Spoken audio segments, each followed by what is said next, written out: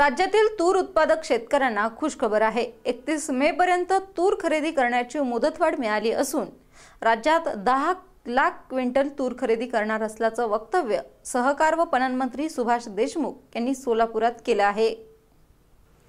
राज्यातील तूर उत्पादक शेतकऱ्यांना दिलासा देण्यासाठी मुख्यमंत्री देवेंद्र फडणवीस यांनी नवी दिल्ली येथे केंद्रीय कृषी मंत्री राधामोहन सिंह यांची भेट घेऊन तूर खरेदीला मुदतवाढ देण्यासंदर्भात चर्चा केली।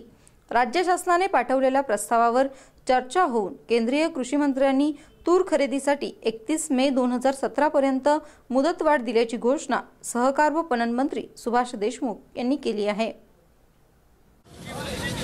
राज्याच्या मुख्यमंत्र्यांचं आणि केंद्रीय कृषी मंत्र्याचं मी मनापासून आभार मानतोय, त्यांचं अभिनंदन करतो। गेल्या अनेक वर्षापासून 15 मार्चच्या पुढे कधीही तूर खरेदी केलेली नव्हती, पण राज्याच्या मुख्यमंत्र्यांनी सातत्याने पाठपुरावा करून 15 मार्चची मुदत वाढवून परत 31 मार्च केली, 31 मार्चची परत 15 एप्रिल केली, 15 एप्रिल नंतर 22 एप्रिलपर्यंत केली। 22 एप्रिलची मुदत आता 31 मे पर्यंत वाढवून मिळालेली आहे आणि विशेष करून 10 लाख क्विंटल तूर खरेदीचं मान्यता मिळालेली आहे आणि म्हणून शेतकऱ्यांच्या वतीनं मी खूप अभिनंदन करतोय।